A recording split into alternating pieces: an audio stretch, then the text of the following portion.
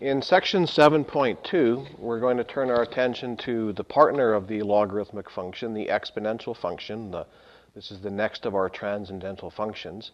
So I've given you, to begin with, the definition, I guess, of an exponential function. So an exponential function is any function f of x equals a to the x. So basically, the variable x, your independent variable, has to be in the exponent. There are a few restrictions on the exponential function. The base a has to be a positive number, so it has to be greater than 0, and it can't equal 1. If it was equal to 1, we would just have a redundant case of just 1 to the x, which would just be a horizontal line. So there's your exponential function. There are basically two categories of exponential functions. If the value of a is greater than 1, for example, if you had f of x equals 2 to the x, if that's the case, then your graph is going to be what's called an exponential growth function. So this will be an exponential growth function. In other words, it will always be rising. Exponential growth functions look something like this. If you were to plug 0 in here for x, you'd get 2 to the 0, which is 1. So they tend to cross the y-axis at 1. And then as you increase the value of x, the graph is going to rise exponentially. If you were to make x 1, then the y value would be 2. If x was 2, 4, 3 would be 8. If you were to plug in negative values for x, the answers would become fractions. 2 to the negative 1 is a half. And so your exponential function, your exponential growth function, would look something like this. That's the basic shape of an exponential function. You may recognize it that it's the inverse of the logarithmic function. Now, if the value of a, remember that a has to be positive. If the value of a is less than 1 but greater than 0, so in other words, if you had a fractional value, like f of x equals 1/2 to the x, which is sometimes written as 2 to the negative x, because the 1/2 would become 2 to the minus 1. But even if it's written as 2 to the minus x, we recognize that the base here is a fraction, less than 1. If that's the case, then the graph is going to be just the reverse of the growth. It's going to be what's called an exponential decay function. In other words, it will always be falling. And the graph of an exponential decay would also cross the y-axis at 1, but it would just do the reverse of the growth, and that is it would fall. So those are your two basic exponential functions. F of x equals a to the x where a is greater than 1, and f of x equals a to the x where a is between 0 and 1. Now, of course, it's a calculus class, and so we're interested in finding the derivative. We want to know what the slope of the tangent is. Well, we can take advantage of the fact that exponential functions are the inverse of logarithmic. So let me show you how we can do this. Our goal, of course, is to find the derivative. We want to know what is the derivative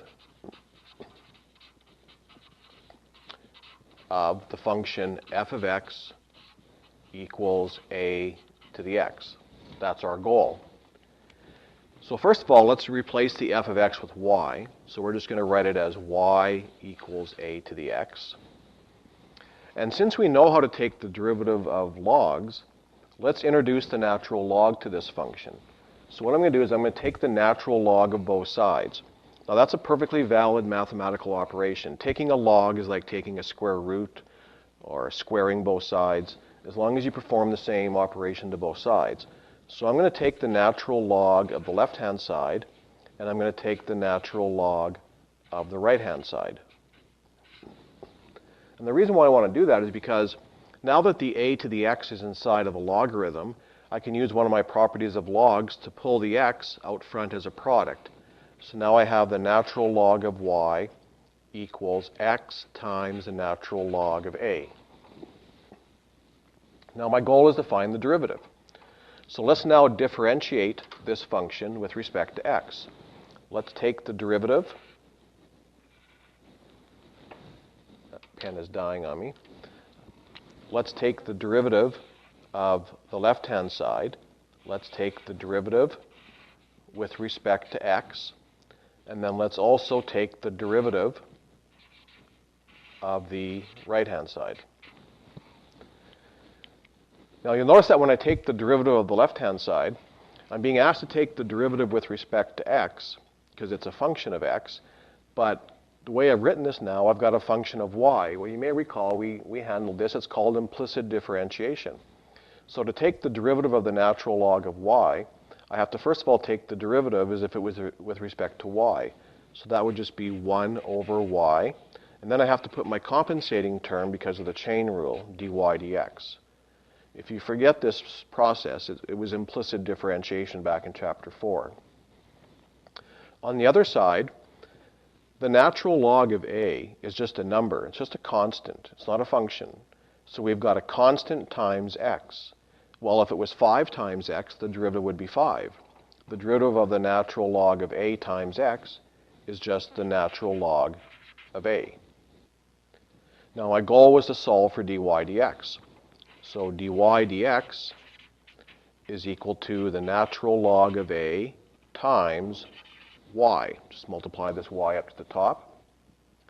And then y, if you recall, was my original function. So we end up with our derivative. Our derivative dy dx is just a to the x, replacing the y with the original function, times the natural log of a. And that is our rule for the derivative of a to the x. If you have a function y equals, so for example, if you had y equals 2 to the x, and you wanted to find the derivative dy dx, the derivative would just be times the natural log of 2. Now you may see what's going to happen here. It's the same thing that happened with the log function. This would be a nice answer. It would just be 2 to the x if I didn't have this decimal. This natural log of 2 is just a decimal a little bit smaller than 1. If you had y equals 3 to the x, the derivative dy dx would be 3 to the x, but then we'd have to multiply by the natural log of 3. So maybe you can see where we're going with this. What if we didn't have a base of 2 or a base of 3? What if we had a base that was equal to e? What if we had y equals e to the x, which would be our natural number e as our base? Well, the derivative dy dx would be e to the x times the natural log of e. But the natural log of e is just 1. E to the 1 is itself. And so we end up with a very interesting fact. It's the only function in math whose derivative is itself. If you take your exponential function and make the base nature's number e, then the derivative of that function ends up being itself. No other function in math does that.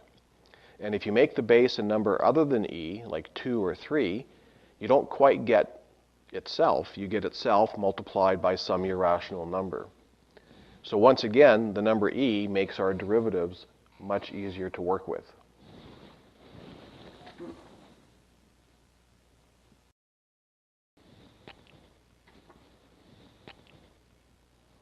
So to just summarize then, we've just learned how to take the derivative of the exponential function. If the base is base a, then the derivative would just be itself, a to the x, multiplied by a constant, the natural log of a. And just like we saw with the logarithmic function, if the argument is the part where the x is. So if the argument, which is right here, happens to be u, where u is a function of x, then the derivative is the same as it is up here, but then you have to multiply by the derivative of u. So it's a pretty easy thing for you to grab onto because you just did that with the logarithmic function. You just have to always remember that to always take the derivative of the argument. Now, if the base happens to be e, nature's number, then of course the derivative is much simpler. The derivative dy dx is just itself e to the x, which is a very unique conclusion. If the argument happens to be a function of x, u, then you have to multiply by the derivative du dx. So what I've done here at the top of the paper is just summarize for you the basic rules of a to the x and e to the x. And just like with the logarithmic function, most of your attention should be turned to e to the x because that's the one that you're going to see the majority of the time. So I thought I'd just do a few examples here just to make sure that you clearly understand what I'm getting at. So in the first two examples, the base is not e. So in the first question, we have y equals 2 to the 3x plus 2. The 2 is the base, the x is in the exponent, so it's an exponential function, and the argument is the 3x plus 2. So the derivative, dy dx, according to our rule, the derivative is simply the function itself. So the derivative is 2 to the 3x plus 2. But because it's a base 2, we have to multiply by the natural log of 2, which again is just a decimal. And then we have to multiply all of that by the derivative of the argument, or times 3.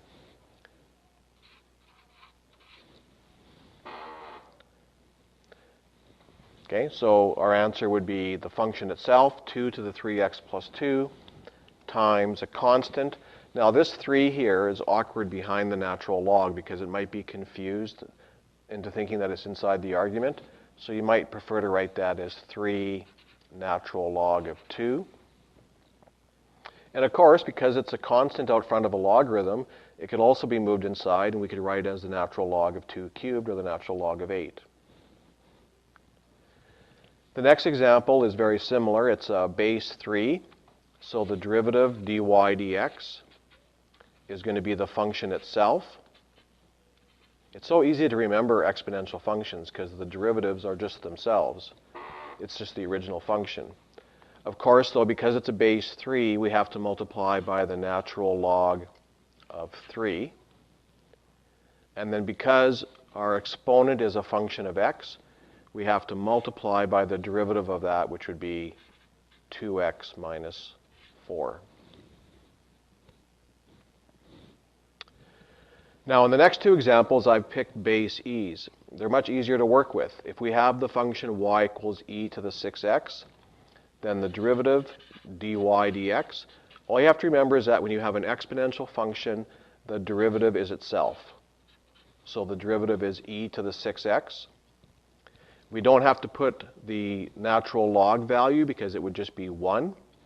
But we do have to multiply by the derivative of the argument, which in this case would just be 6. So if you want to, you could write the answer 6e to the 6x.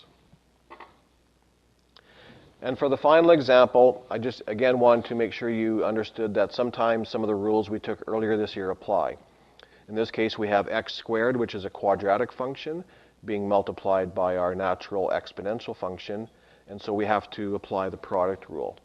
So our derivative dy dx would be the derivative of x squared, which is 2x, times e to the x, plus the derivative of e to the x, which is itself, and then the derivative of the argument in this case would be 1, so it's just itself, and then of course we have to multiply by x squared because of the product rule. So you'll notice that taking the derivatives of exponential functions tends to be not that difficult of a concept. Just have to remember that the derivative of an exponential function is itself. And especially if it's e to the x, then it's itself without any other irrational number behind it.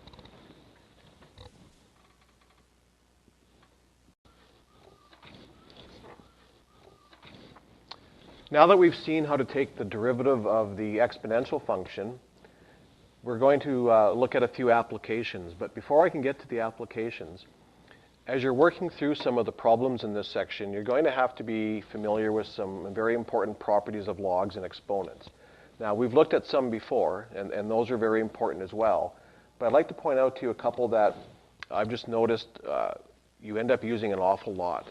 And so for the first one, I'll just give you an example, and then we can discuss what's happening. Suppose we had something like this. Suppose we had a base 2 being raised to a logarithm base 2 of 8. So what if you had a logarithm in the exponent of an exponential function? Well, on the surface, it looks like it might be kind of complicated, but the reason why I picked this one is because let's actually work through this. If you just forget the base for a second, if you just concentrate on the logarithm, remember that the answer to a logarithm is an exponent. So this is asking, what exponent would you raise the number 2 to get 8? Well, hopefully you recognize that that would be 3. So this would just be 2 to the 3. But then 2 to the 3, of course, is just 8. Now, you notice that we've sort of gone around in a circle. The number that was inside the log was the number 8, and that's what we ended up with. So something really interesting is happening there, because what if we had something that we couldn't do a log of? What if we had 2 to the log base 2 of 14? Now, I don't know what log base 2 of 14 is. I know it's going to be a decimal. But whatever that decimal is, I'm going to eventually raise the number 2 to that decimal, which of course will give me the number 14. So I know the answer is going to be 14, even though I can't evaluate that logarithm without the use of a calculator. So that leads us to a very important rule. And that rule is that if you have any base raised to a logarithm of the same base of some number m, we know that the answer will just be m. Now, if I apply that same logic, but what if I make the base e? If I make the base e, I'm going to have e to the log base e of m. But of course, we don't write log base e. We write that as e to the natural log of m. And what I've tried to hopefully illustrate to you is that it doesn't matter whether the base is 2, whether the base is 3, or whatever.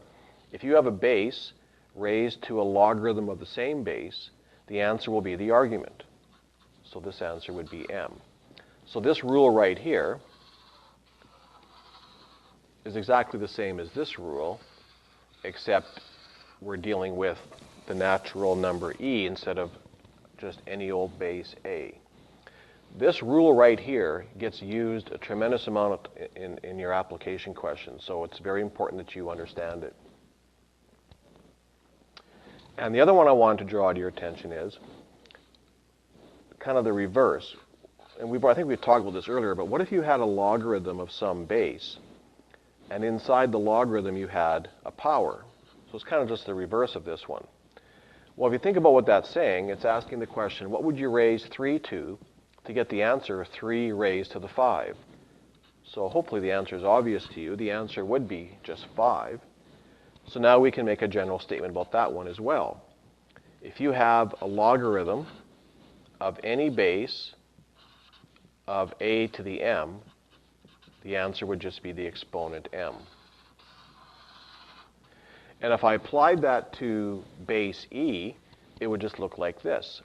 It would be the natural log of e to the m is just m. So these 4 rules, it's really just 2 rules, but one in the case of e and one in the case of a. These rules are very crucial before we continue, so I wanted to just draw your attention to them. And then I thought we should do a little bit of practice, just to make sure that you understand what these rules are saying. So for example, if I said evaluate, and I gave you something like log base 2 of 2 to the 7. So of course that's this rule right here, and I would hope that eventually you'd start understanding logs and exponents well enough that instead of really referring to the rule, it would just make sense to you. This is asking the question, what exponent would you take the number 2 and raise it to get 2 raised to the 7? So the answer would just be 7. Now, it looks a bit different with natural logs, so again, I want to just make sure you're comfortable with it. So if I said to you, what's the natural log of e cubed? Well, the question is asking, what exponent would you raise e to get e to the 3? So the answer would just be 3. And then sometimes the questions are a little bit trickier. Like, if I gave you something like e to the 2 natural log 3. So if we look up here, we know that if you have e raised to the natural log of a number, the answer is just that number, the argument. So it might appear to you that the answer would just be 3, and maybe 3 times 2. But actually, this isn't quite right here. We have to get this statement in this form. So what I need to do is recognize that this 2 out front can be moved inside, and this would be the natural log of 3 squared. Well, of course, 3 squared is 9, so we end up with e to the natural log of 9, and now I know that the answer would be indeed 9. So e to the negative natural log of 2. Before you actually evaluate this, this natural log has to be isolated. You can't have a number in front. So what you have to do is move that negative sign inside, and it would become 2 to the negative 1. Now we have this form right here. So we know the answer is going to be the argument, 2 to the negative 1, which of course is 1/2. Now, even though we deal with e most of the time, I want you to appreciate that this law works for any base. So if we had something like 2 raised to the log base 2 of x plus 3, we're just dealing with this rule right here. As long as the bases are the same, your answer is going to be the argument. So the answer here would just be x plus 3. Okay, so we've learned how to take the derivatives of our exponential functions, and we've reviewed a little bit about our properties. And I'm going to finish off this section by doing an example for you where we have to take a derivative of an exponential function, and you can see some of the applications.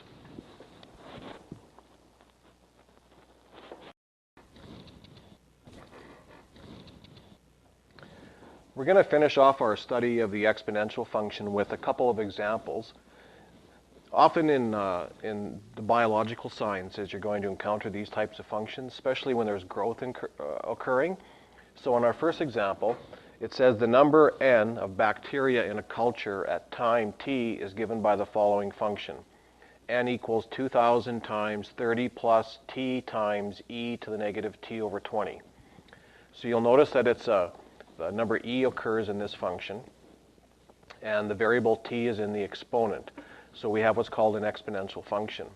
In this case, it's a negative exponent, and so actually it's an exponential decay.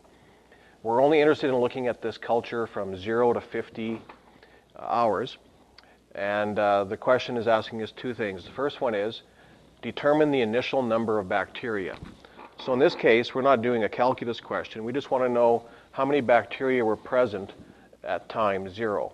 So for the first question, we're just going to go n at 0. We're just going to evaluate our function at 0.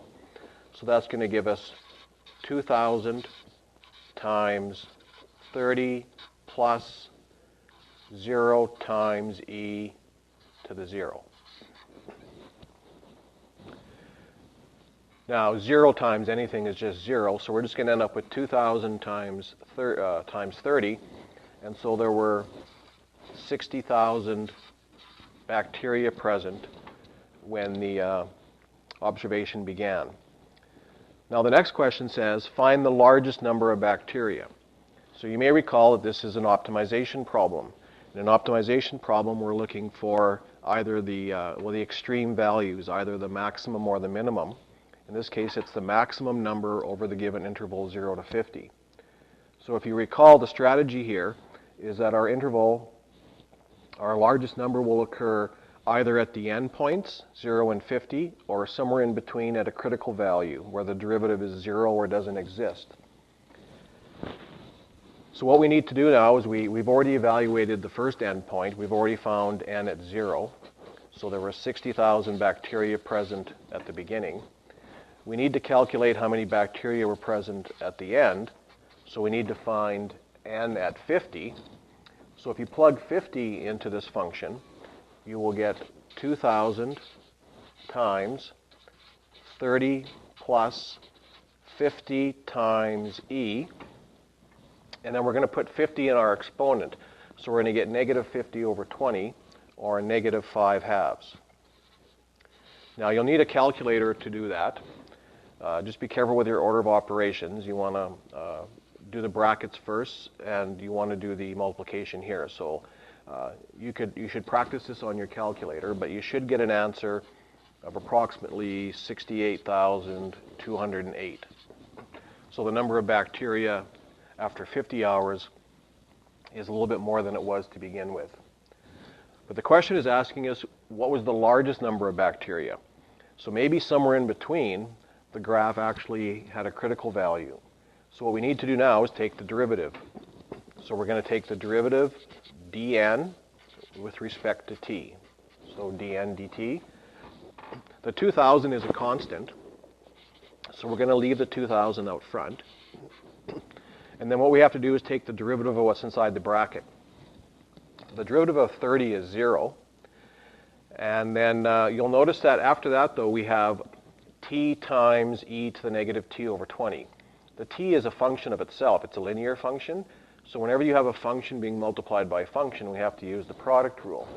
So we're going to have to take the derivative of t, which is 1, times e to the negative t over 20, plus, now we have to take the derivative of e to the negative t over 20. Well, if you recall, the derivative of the exponential function is itself. So it's going to be e to the negative t over 20. But then we always have to multiply by the derivative of the argument. The argument, negative t over 20, is really like negative 1 over 20 times t. So we just have a constant times a function t. The derivative of t is just 1, and so we're just going to get negative 1/20. But then don't forget we're using the product rule, so we have to multiply by t.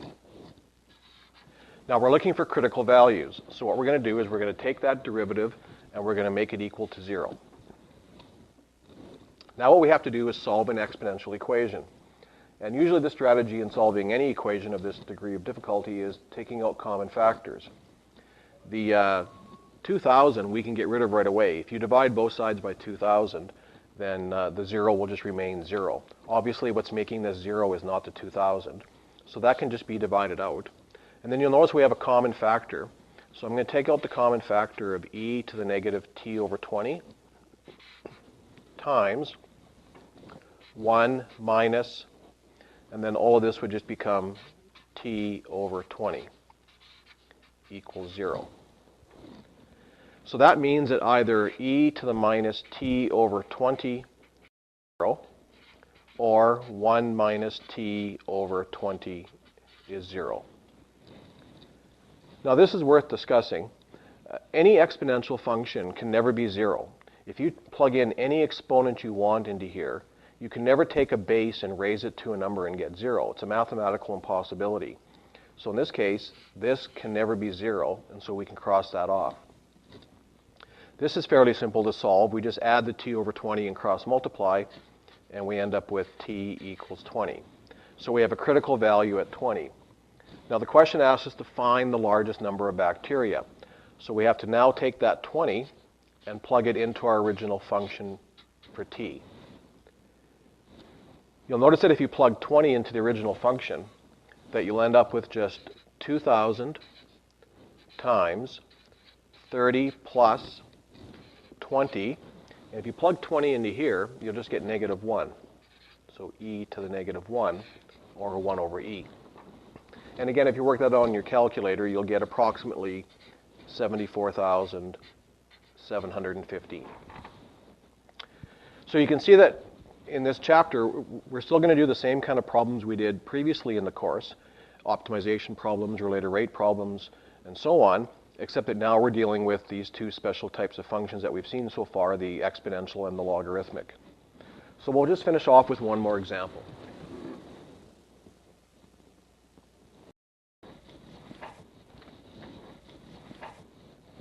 So I've done an example of a optimization problem. So this would be an example of a related rate problem dealing with exponentials. So the question is dealing with the heat in a wood-burning stove.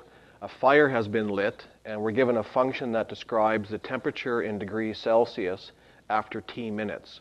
And you notice that it's an exponential function involving the number e. And the question says, find the rate at which the temperature is changing at 2 minutes and also at 6 minutes. So what we're going to do here is, it's a rate of change question, so the rate of change of a function is its derivative. So we're going to find the derivative t prime of t. Now we have to recognize what we're dealing with here. We have a quotient. We have a function in the numerator and a function in the denominator. So we're going to have to apply the quotient rule. The 500 in the numerator is a constant. So I would advise you in a question like this to just treat the 500 like a constant and just pull it out front. It's much easier than trying to keep the 500 with you throughout the entire question. I mean, if you don't recognize that, you can leave it with you. You could treat the 500 as part of the numerator, but I'd rather just take it out as a common factor. So now I'm left with the derivative of e to the t. Well, the derivative of e to the t is itself. And the argument in this case being just t has a derivative of 1, so nothing else is needed. So the derivative of e to the t is itself times the denominator, subtract the derivative of the denominator. Well, in the denominator we have e to the t, which is itself, plus 200, which has a derivative of 0. And then we have to multiply by the numerator, so e to the t, and then we have to divide by the denominator squared.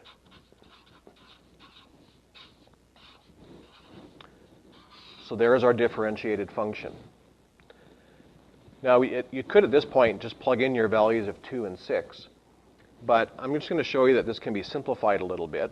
What we could do is take out a common factor.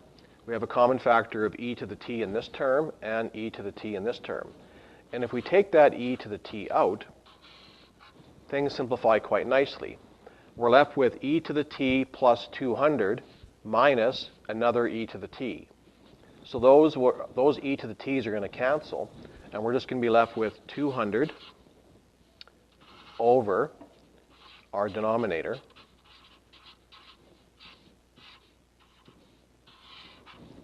like that. Now at this point, we can actually do our evaluation. The question's asking us to find the rate of change. Remember that a derivative is just a rate of change. It wants us to find the rate of change at 2 minutes and at 6 minutes. So now the rest of it is just being able to plug these numbers into your calculator. So we would find t at 2, t prime at 2. We're plugging our 2 into our derivative.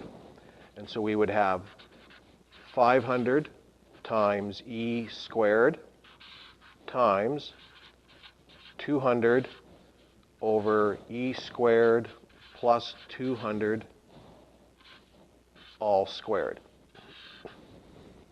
I highly recommend that you practice typing that into your calculator. It's not as simple as it looks. It requires a bit of practice to make sure you get the order of operations correct. If you do work it out, you should get an answer, assuming I worked it out correctly, of about 17.18. And units are very important, that you understand what you've just found. You found the rate of change of the temperature. So it would be the temperature divided by time. So this would be degrees Celsius per minute. So 2 minutes after the fire was started, the temperature is rising at a rate of just a little over 17 degrees a minute. Now, if you just repeat the same exercise with the number 6, you're just going to get 500 e to the 6th times 200 over e to the 6th plus 200 all squared. And that works out to be approximately 110.8 degrees Celsius per minute. So 6 minutes after the fire was started, the temperature is rising substantially more than it was after 2 minutes. Okay, so that wraps up our section on the exponential function, and we'll see you on the next video.